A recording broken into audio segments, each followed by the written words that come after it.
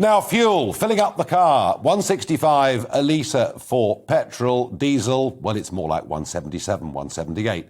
Looking at the garages I drove past earlier on this morning. Well, joining me is Howard Cox, the founder of Fair Fuel UK. Howard, without your campaign over the last decade, we'd be probably over £2 a litre. But as it stands,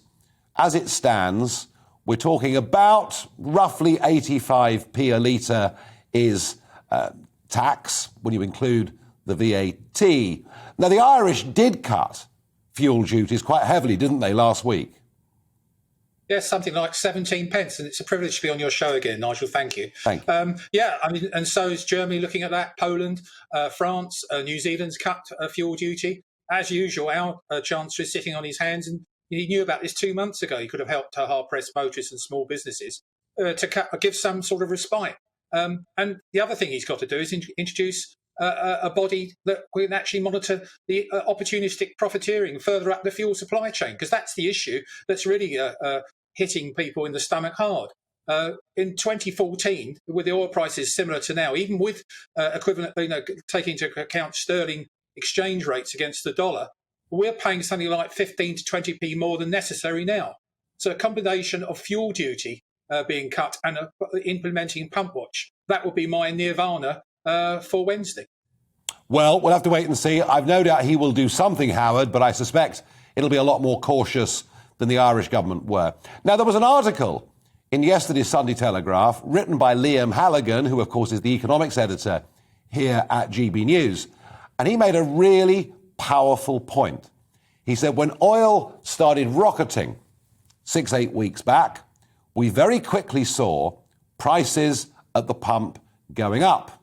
And oil hit about $138 a barrel, was the highest traded price. And it's been back down to below 100, and yet we've not seen any reduction, not that I've spotted anyway, at the pumps. I mean, are drivers entitled to think that there is racket profiteering going on here? Absolutely. And I worked very closely with Liam on that article, supplying him with the data, because in the space of just a week, we saw a fall from that 138 to 98, something like $40, and yet pump prices went up 10 to 20p in that period of time. OK, there is a lag time when oil was purchased, bulk fuels delivered, etc. But we're seeing this time and time again. It goes up like a rocket when oil goes up, and it comes down like a feather. And not, when oil comes down, and it never comes down by the right amount or by the right timing.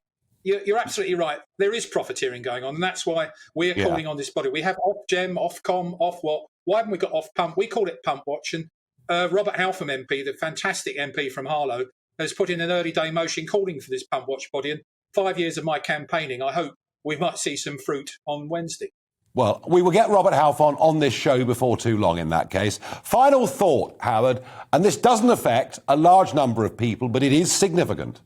Red diesel, OK? Yeah. That is diesel without a huge amount of fuel duty. From the 1st of April, it's the duty is going up by 38% on red diesel, and that's going to affect a lot of businesses in this country with a knock-on price for consumers. Just share your thoughts on that with us, please. Well, absolutely. It used to be 11p per litre. In fact, it's going up to the same as white diesel. And this is going to affect construction workers particularly.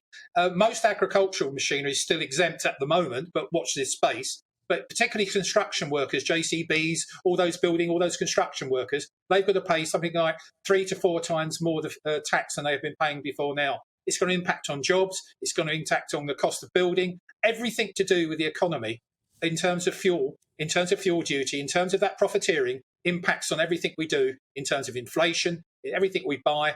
I'm afraid this government are going to wake up and smell the coffee and do something and motivate the economy. We're seeing diesel, for example, in Germany, France, Spain and Ireland, something like 15 to 20p cheaper than it is here. And yet the commercial heartbeat of the economy, diesel, is being... Howard, something has got to give. Thank you very much indeed for joining us. We're going to watch to see what comes on Wednesday with very great interest.